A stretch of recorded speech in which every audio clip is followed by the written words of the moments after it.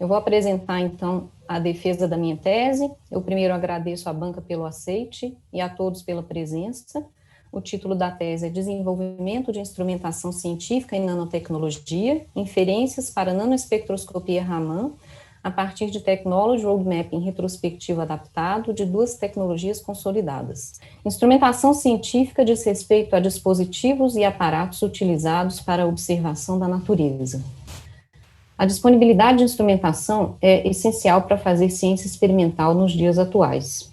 Entretanto, mais do que estar disponíveis instrumentos científicos de fronteira, ainda mais estruturante é ser capaz de desenvolver novos instrumentos científicos, pois isso dá soberania a um país, permite que ele crie sua própria agenda e não simplesmente emule a ciência feita internacionalmente.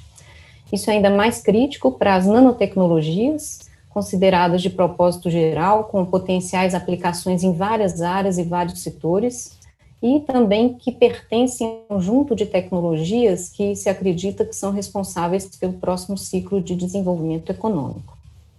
O Brasil tem sido constantemente deficitário nos instrumentos, na oferta de instrumentos científicos complexos. Nesse gráfico da balança comercial, nós vemos que entre 2000 e 2016, o Brasil importou 251 milhões de dólares em produtos de microscopia eletrônica, e isso se repete para outros instrumentos científicos, significando que o Brasil é altamente dependente, e para atender a esse mercado, é altamente dependente das importações, né? Bom, o FMG desenvolve instrumentação científica em nanotecnologia por meio do Laboratório de Nanoespectroscopia, mais especificamente na área de nanoótica. Nanoótica é a técnica de utilização da luz para estudar um material a distâncias muito próximas desse, por meio de uma nanoantena. A nanoótica é vantajosa em relação a outras técnicas de caracterização, porque ela fornece informação química em nível molecular, com resolução espacial na casa de nanômetros. Com isso, ela é vantajosa, por exemplo, em relação à microscopia eletrônica e à microscopia de varredura por sonda, ou SPM, da sigla em inglês, que apesar de fornecerem resolução espacial na casa de nanômetros, fornecem informação química pobre. E o laboratório de nanoespectroscopia desenvolve nanoótica principalmente pelo uso da espectroscopia Raman. De forma simplificada, a espectroscopia Raman é uma técnica de caracterização, né, que consiste na incidência de uma luz monocromática, um laser numa amostra, e a captação do sinal espalhado, da luz espalhada em comprimento de onda diferente daquele incidente. Com isso, nós geramos um gráfico tipo esse, que é chamado espectro Raman, que é a variação que mostra, né, para os vários comprimentos de onda espalhado, as intensidades. E essa informação é tipo impressão digital do material, portanto, a espectroscopia Raman é uma técnica poderosa de caracterização. Ao se escolher uma banda característica do material e mapear a intensidade dessa banda ao longo da amostra, é possível fazer uma imagem. Entretanto, há duas limitações na espectroscopia Raman. O sinal Raman é fraco, pois ele é pouco provável em relação aos outros efeitos de interação da luz com a matéria, e além disso, ele está limitado ao limite de difração da luz, que é da casa de 300 nanômetros. Bom, daí surge o TERS. O que é o TERS? O TERS é, ao mesmo tempo que você incide a luz, você aproxima uma sonda metálica de ápices de dimensões nanométricas. Os efeitos de ressonância plasmônica da luz com o material da sonda provoca um efeito tipo antena, aumentando em muito o sinal Raman. Então, esse pico Raman aqui vira praticamente um ruído perto do sinal TERS gerado. E, além disso, a resolução é dada pelo ápice, a dimensão do ápice da sonda, que é da casa de nanômetros.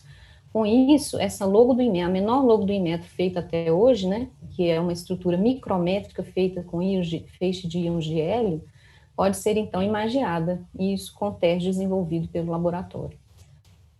O laboratório, então, tem desenvolvido ciência e tecnologia para TERS, por meio desse protótipo laboratorial, né, e está agora no caminho da criação, já criou, né, uma spin-off acadêmica a partir da UFMG, para comercializar sistemas dedicados a TERS. Principalmente agora está sendo finalizado um projeto para gerar um protótipo comercial, com financiamento CODENGE e participação de 2 unidades em Embrapi. E a FAB-NS, então, está também negociando a transferência de tecnologia da universidade. Portanto, a pergunta de pesquisa do meu trabalho é: quais são os fatores mediadores ou influenciadores na trajetória de uma tecnologia de instrumentação científica de ponta em nanotecnologia? Para isso, nós estudamos a história de desenvolvimento de dois instrumentos científicos já consolidados, o microscópio eletrônico e o microscópio de varredura por sonda. Ambos renderam aos seus inventores o Prêmio Nobel de Física de 1986. Para isso, nós utilizamos o método de Technology Road Mapping, ou mapeamento de rotas tecnológicas, que é um método, né, para gerenciamento e planejamento estratégico da inovação de uma organização ou negócio. Ele permite avaliar a combinação e a relação entre vários elementos ao longo do tempo. A sua forma gráfica é o que o fez se difundir, principalmente a partir de uma iniciativa da empresa Motorola nos anos 80, que conseguiu mostrar toda a sua estratégia em um único diagrama. Ele é composto de dois componentes principais, o mapa em si e o processo de se fazer o road mapping, que geralmente envolve workshops com especialistas. Na sua forma típica, ele apresenta, então, uma distribuição, né, de camadas ao longo do tempo, né, e isso é chamado de arquitetura do mapa, a forma como essas camadas se organizam. O tempo atual estaria aqui, e uma organização, um negócio, pode, então, vislumbrar um mercado, planejar quais produtos e quais tecnologias embarcar no movimento de market pool, ou, a partir de uma tecnologia nova, disruptiva, planejar quais produtos ela vai embarcar essa tecnologia para atingir ou criar quais mercados. Esse método é muito flexível e pode ser usado para diferentes propósitos, por exemplo, planejamento de produto, planejamento estratégico, e até planejamento de políticas nacionais. E o mapa pode assumir vários formatos. Recentemente, o grupo mais ativo em road mapping da Universidade de Cambridge utilizou o road mapping de forma retrospectiva, dentro da perspectiva de ciclo de vida, para estudar, então, fases e transições da emergência industrial baseada em tecnologia. Nessa abordagem, a escala do eixo Y seria, por exemplo, tamanho de mercado ou vendas, né? E o eixo X, então, traria as fases e transições da emergência. As fases são precursora, embrionária, nutrição, crescimento, amadurecimento, declínio ou renovação. E essas fases seriam paulatinamente dominadas por eventos relacionados à ciência, tecnologia, aplicação e mercado, com identificação, então, de eventos técnicos, marcos técnicos e marcos de mercado da trajetória. No exemplo que esses autores deram, eles aplicaram a abordagem à indústria do diamante sintético, e esse foi o roadmap retrospectivo gerado. As camadas seriam tecnologia, aplicação e mercado, as fases de transições estão aqui, né? E a partir de uma entrevista com um executivo que atuou 40 anos no setor, na principal empresa desse setor, né? Eles construíram, então, esse mapa a partir dos eventos principais, inclusive captando a relação entre eles, com a identificação de marcos técnicos, marcos de mercado, facilitadores, barreiras à emergência e perspectivas de país. Nessa tese, nós usamos essa abordagem de roadmapping retrospectivo, entretanto, de uma forma diferente, fundamentada por uma ferramenta que chama estrutura de eventos. Em estrutura de eventos, nós organizamos um evento produtivo em função dos seus vários elementos para procurar a relação entre eles, para gerar uma narrativa em relação a algum evento, a uma história, né, a uma narrativa produtiva. Então, por exemplo, esse evento aqui, o pesquisador submeteu um projeto por meio da Fundação de Apoio para o Ministério da Ciência e Tecnologia, dentro da Iniciativa Nacional de Nanotecnologia, produzindo um pedido de financiamento para o analista do Ministério processar. Então, nós partimos esse evento nos vários elementos, que são tipicamente a agente, que é o pesquisador, a ação, que é submeteu, o projeto, que é o objeto, o instrumento, que é a fundação de apoio, o alinhamento, que é um contexto, a configuração, que é o domínio, espaço-tempo, o produto, que é o resultado daquele evento, e pode ou não ter um afetado ou beneficiário do evento. Nessa tese, nós avaliamos, então, os vários eventos da história de desenvolvimento dos instrumentos, com base principalmente na análise desses elementos, o agente, o domínio espaço-tempo e o produto ou resultado do evento. Então, o objetivo geral dessa tese é identificar os fatores influenciadores nas trajetórias de dois instrumentos científicos da nanotecnologia, por meio dessa abordagem adaptada de roadmap em retrospectivo, para inferir sobre o avanço do TERS. O objetivo específico 1 foi resgatar o tema da instrumentação científica para buscar a definição adotada nesse trabalho, apontando a sua importância para o desenvolvimento da ciência moderna. Isso foi feito por pesquisa bibliográfica, documental e sistematização de dados. O objetivo específico 2 foi propor essa abordagem adaptada com estrutura de eventos. O objetivo 3, aplicar a abordagem a duas tecnologias de instrumentação científica para inferir sobre os fatores influenciadores. Isso foi feito por meio de pesquisa bibliográfica e documental, o roadmap em retrospectivo, estrutura de eventos, triangulação, validação com especialistas e análise das frequências desses eventos. E o objetivo específico 4 foi, utilizando essa mesma abordagem, descrever o desenvolvimento recente da tecnologia TERS e fazer recomendações para a sua trajetória futura.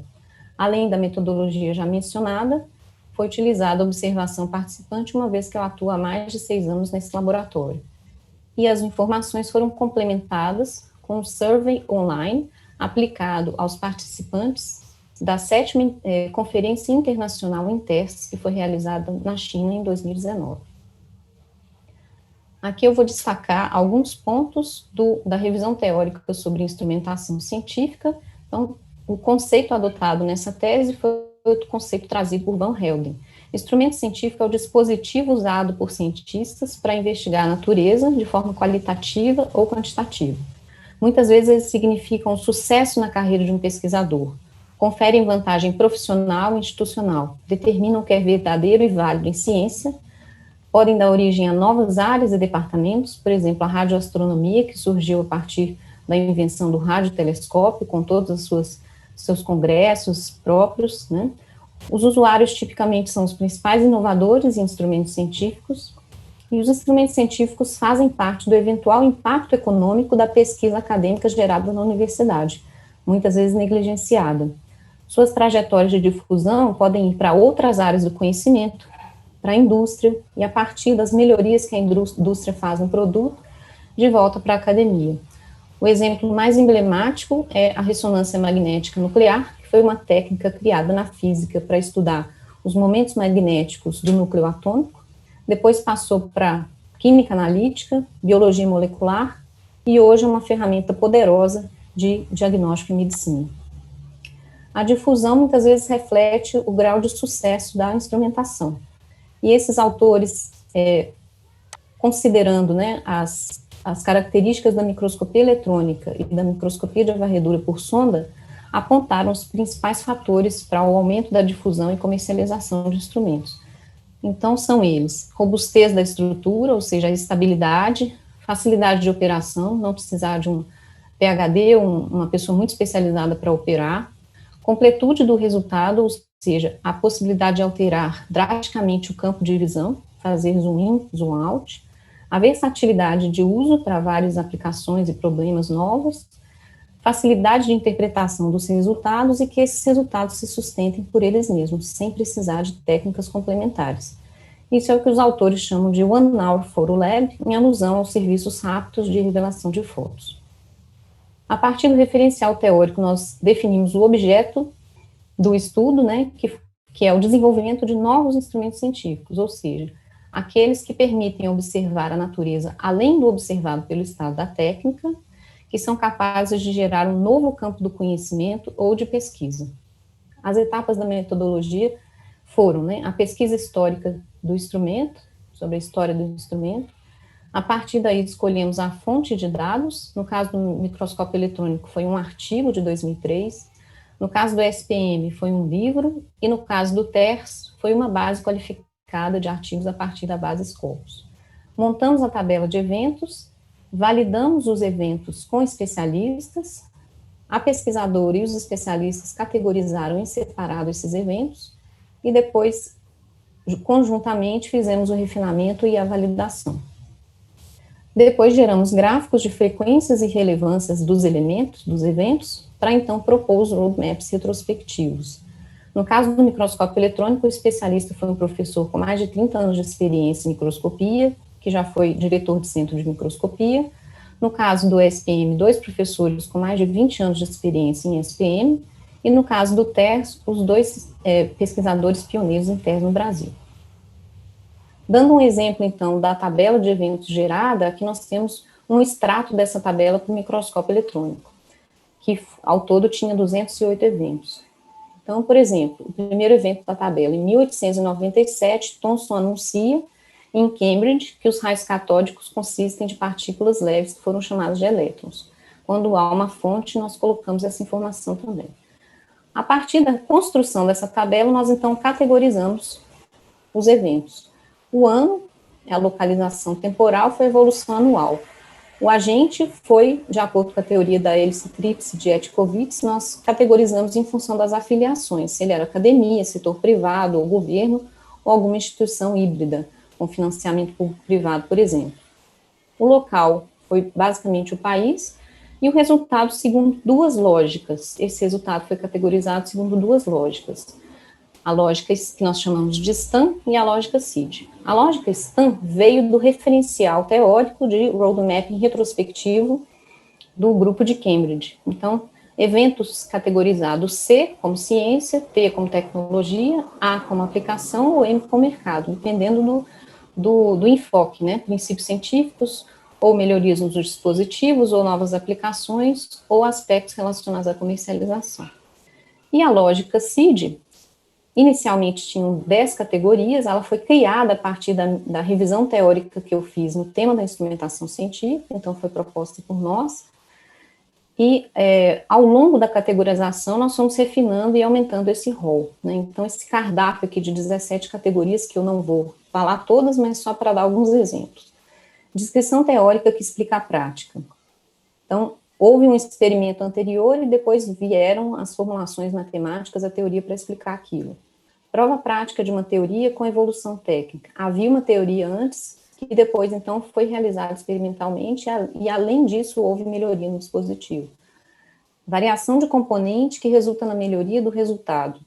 Melhorias incrementais para chegar a um resultado experimental melhor. Incorporação da técnica de instrumentação pela indústria, quando a indústria passa a adotar aquele instrumento ou então começa a comercializá-lo. Então, nós dando um exemplo, né, para mesmo extrato de tabela do microscópio eletrônico, nesse primeiro evento, as categorias seriam, o ano é o ano mesmo do evento, né, o Thomson é da academia, porque ele era da Universidade de Cambridge, o local, Reino Unido, e o resultado, nós categorizamos esse evento como dominado pela ciência e, segundo a lógica CIR, descrição teórica que explica a prática. Para analisar os dados, uma vez que na nossa revisão teórica e nesse trabalho nós adotamos a definição de instrumentação científica dada por Van Helden, nós convencionamos, né, que o eixo Y aqui estaria representado pelas publicações Scopus, a evolução anual acumulada das publicações Scopus. A primeira inflexão, mudança de comportamento, seria o início da fase de nutrição. E a segunda inflexão, mudança de comportamento, o início de uma fase posterior, que pode ser o crescimento, ou a maturidade, ou o declínio. E a nossa análise qualitativa se concentrou nessas primeiras fases.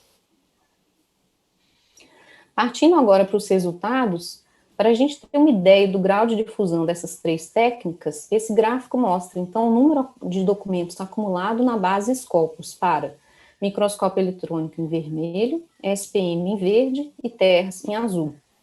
Então, aqui nós vemos que o microscópio eletrônico só em 2019 já apresentava mais de 1.300.000 publicações na base Scopus. O SPM em torno de 200.000 e o TERS 1.400. Esse gráfico mostra, além dos documentos acumulados Scopus para a microscopia eletrônica, no INSET nós temos também a evolução anual dessas publicações. E aqui, então, a gente identifica a primeira inflexão, que há um primeiro crescimento, e em 2000 uma segunda inflexão com crescimento ainda maior.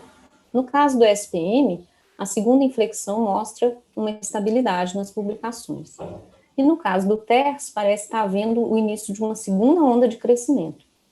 esses resultados especificamente para o TERS, utilizando a metodologia dessa tese, foram publicados no ano passado no Journal of Raman Spectroscopy. E para dar exemplos, então, dos tipos de gráficos que nós geramos para analisar a evolução dos elementos, né, aqui nós temos o gráfico da participação total e da relevância percentual das categorias STEM ao longo do tempo. Então, o código de cores é ciência preto, tecnologia vermelho, mercado verde e aplicação azul. A história da microscopia eletrônica começa com eventos dominados pela ciência, seguidos por eventos dominados pela tecnologia. Aplicação e mercado entram praticamente na mesma época. As setas vermelhas são as inflexões Scopus e as setas amarelas são as inflexões observadas nesse gráfico. E o predomínio de eventos dominados pela tecnologia. Com relação às categorias CID, fizemos da mesma forma e observamos, então, onde aconteciam inflexões ou mudanças de comportamento, além das inflexões Scopus, as inflexões próprias desses elementos nas categorias CID. Bom, a partir daí, a partir da análise gráfica, que foi feita também para instituições e países, nós geramos um roadmap que nós chamamos quantitativo. Nesse roadmap, as camadas são ciência, tecnologia, aplicação, mercado. E a linha do tempo, com fases e transições, é dada pela, como já falei, pelas inflexões Scopus, comportamentos Scopus. O código de cores aqui é lógica STEM, lógica CID, instituições e países. Então, nós localizamos, a partir dos achados gráficos, essas mudanças de comportamento. Por exemplo, aqui, entra ciência, 1897, que é o evento do Thomson. Entra Reino Unido, a mesma coisa aqui. E por aí vai, entra mercado em 37, entra aplicação em 38. Então, nós mapeamos as entradas e as mudanças de comportamento aqui. O roadmap qualitativo, que nós chamamos, foi gerado a partir do quantitativo, traduzido nos seus eventos. Então, nós temos aqui as mesmas camadas, só que o código de cores, nesse caso, tem a ver com a afiliação, né, com o ator da hélice tríplice aqui. Então, aqui, por exemplo, nós temos o Thomson Raios Catódicos, que foi um evento da academia. E tentamos, à luz do trabalho de Fall, também identificar marcos técnicos, marcos de mercado, facilitadores, barreiras e perspectivas de país. Com a observação de que fases e transições são mais fluidas e não tão estanques.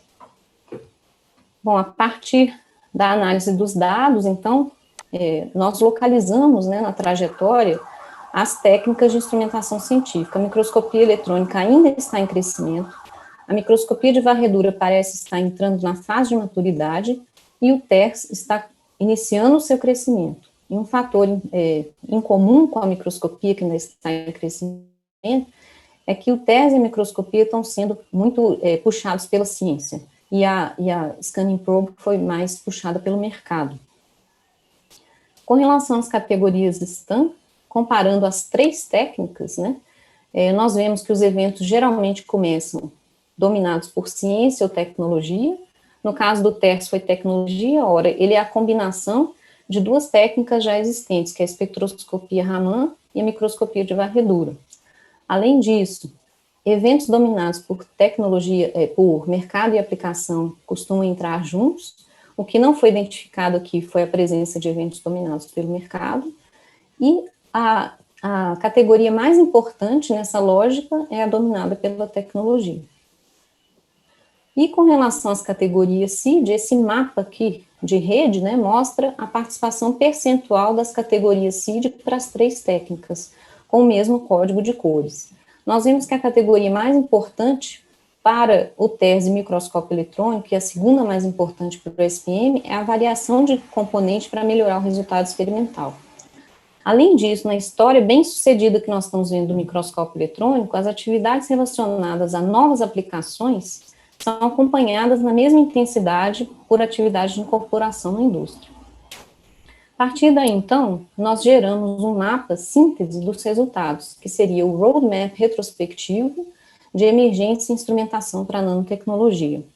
E a narrativa associada a ele seria: eventos de descrição teórica geram princípios científicos, só explicando que as camadas, então, são elementos relacionados à ciência, tecnologia, aplicação, mercado, e a localização dos atores da hélice tríplice praticamente por todas as camadas, exceto a última, porque são atividades relacionadas mais ao setor privado, né? Então, nós temos a narrativa aqui, né? A descrição teórica geraria princípios científicos que posteriormente poderiam ser provados por meio de um protótipo laboratorial. Ou então, a história começa nesse protótipo, que pode, então, descrever experimentalmente um novo fenômeno e gerar novos princípios científicos. A partir desse protótipo laboratorial, começam a ser geradas as primeiras aplicações, seja por variação de componente ou combinações de técnicas, e essa primeira demanda, né, desperta o interesse da empresa em atender, e então as empresas incorporam a instrumentação. Esse protótipo pode, a partir de variação de componente ou combinação de técnicas independentes, gerar novas versões, e com isso há uma expansão das aplicações, que também são absorvidas pela indústria, que vai evoluir e adaptar os seus equipamentos para atender essas aplicações. Isso, por sua vez, pode gerar novos protótipos, novos princípios científicos, e essa dinâmica é retroalimentada, né? E essa dinâmica que alimenta a fase de crescimento, até que as aplicações são, então, esgotadas, né? E a emergência vai, então, arrefecendo e os mercados vão se especializando. Até que, então, a tecnologia, né, caminhe para uma maturidade, seja ou renovada ou substituída por outra. Bom, e o TERS, né? Nós temos um bom indício de que as aplicações do TERS estão aumentando, entretanto, faltam eventos dominados pelo mercado. E a dinâmica das categorias CID é observada, o que também é um bom indicador para o TERS, né? Com a presença forte da variação de componente e novas aplicações. Então, o que faltaria para o TERS, né? Expandir as suas aplicações, isso deve ser feito em estreita colaboração com o usuário, que é o principal inovador em instrumentos científicos, e que essas aplicações sejam, então, traduzidas em produtos. Esses resultados foram corroborados pelos participantes da Conferência Internacional TER7, né, que declararam também, né, que não há equipamento comercial que entrega hoje o que a técnica promete, e que o TERS poderia ser mais aplicado nas áreas que ele tem mais potencial, que são materiais 2D, sensores, eletrônica molecular, semicondutores, e também polímeros e biomoléculas. Além disso, os participantes, né, manifestaram que não existe ainda um equipamento confiável, de fácil operação, que seja compacto, ou seja, que traga aquela experiência de revelação rápida de resultados. Partindo, então, para as conclusões, nós identificamos os fatores técnicos influenciadores na trajetória de emergência de instrumentação científica em nano, que são, né, a atividade mais importante é a relativa à variação de componentes para melhorar os resultados experimentais. As atividades em novas aplicações devem ser acompanhadas na mesma intensidade por desenvolvimento de produtos comerciais que as viabilizem. Os produtos comerciais devem proporcionar aquela experiência de one hour for a lab. A dinâmica que acontece nas fases embrionária e nutrição leva a um crescimento, e a intensidade dessa retroalimentação nessas fases é traduzida na dinâmica da relevância percentual das categorias, na variação dessa relevância. Os fatores institucionais foram pouco explorados e limitaram-se a identificar a importância de todos os atores da hélice tríplice, com destaque maior para a academia. Uma nota final, a localização geográfica, nós utilizamos a base Scopus também para mapear a participação de regiões e países, né, chamando isso do mercado de instrumentação, para microscopia eletrônica, para SPM e para TERS, sendo que os dados para TERS nós atualizamos até 2020. Então, aqui nós vemos que os principais mercados desses três instrumentos são Europa, Estados Unidos e China. A China recentemente superou o Japão aqui em TERS. Para uma técnica de microscopia eletrônica com mais de 100 anos de existência, o Brasil ocupa a 13ª posição em publicações com grupos espalhados por todo o país. Em TERS, com 20 anos de existência, o Brasil também está em 13º, principalmente devido ao grupo da UFMG. Nós aplicamos a metodologia usada na tese também para a produção em tese do laboratório, para identificar os diferenciais desse grupo, né? Então, nós pegamos os 36 artigos em tese do grupo e fizemos também a mesma análise. Aqui é o gráfico STAM, de relevância percentual, e aqui é o gráfico CID. Nós notamos o seguinte: o grupo foi atraído para o TERS principalmente por seu potencial nos nanomateriais de carbono, depois passou a desenvolver ciência para TERS. A partir de 2014, tecnologia, já direcionado a um empreendimento, né, futuro, e, mais recentemente, a preocupação com o mercado. As tecnologias do grupo estão patenteadas, são 9 tecnologias, e já foram concedidas 6 cartas patentes. Uma de uma sonda altamente eficiente para a TERS está já concedida nos Estados Unidos, na China, e está depositada na Europa em análise. Ora, são exatamente os 3 mercados principais, né? E das 10 categorias CID da história do TERS, o grupo atua em 7, e isso é também um diferencial competitivo do grupo.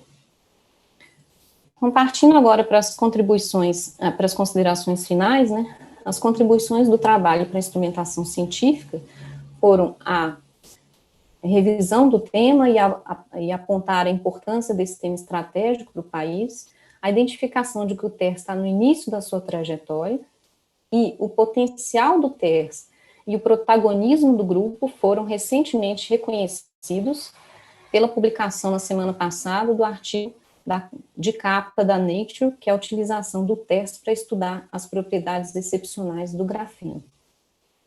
Com relação às contribuições para o roadmapping, foi a adaptação que nós fizemos e a aplicação para um novo problema, que é da emergência de instrumentação científica, a identificação de que a base Scopus é um bom indicador de difusão de instrumentos, exceto pelas fases iniciais, quando então nós aplicamos a nossa metodologia qualitativa. E as contribuições para políticas de ciência, tecnologia e inovação, nós somos o 13º em publicações em microscopia eletrônica, tendo investido 250 milhões de dólares entre 2000 e 2016. E nós somos o 13º em TERS com produto desenvolvido totalmente nacionalmente, ou seja, uma área estratégica para o país. Isso tudo construído ao longo de 15 anos, mais de 15 anos, né? Então, aqui nós mostramos as parcerias e os financiamentos do laboratório para o desenvolvimento do TERS, com recurso eminentemente do governo, do Ministério da Ciência e Tecnologia, do CNPq, da FINEP, por meio de criação de redes, né, da rede de Scanning Probe, da rede TERS, mais recentemente esse projeto com financiamento da Codenge, que está gerando esse protótipo comercial, e a FABNS, então, se candidatando a fundo de capital semente para viabilizar a sua operação, e com a participação de todos os atores da hélice tríplice. Os meus dados poderiam futuramente serem analisados, né, com relação a outros elementos dos eventos e a relação entre eles, por exemplo, a participação de países e instituições em relação às categorias, né, explorar mais esse tipo de informação. Eu poderia aplicar essa metodologia a outros instrumentos, para então propor um modelo de emergência, instrumentação científica em nano, e no caso do TERS, poderia também incluir os dados de patentes para complementar a análise. Essa é a produção científica durante o doutorado, um artigo no Journal of Raman Spectroscopy, que eu já mencionei, artigos em eventos do Programa de Pós-Graduação e Inovação Tecnológica da UFMG, um pôster sobre o fomento à instrumentação científica como política necessária, no primeiro seminário de avaliação de políticas de CTI no CNPq, em 2018, e estamos preparando um artigo com os resultados dessa tese. Além disso, artigos correlatos que não estão diretamente relacionados à tese, né?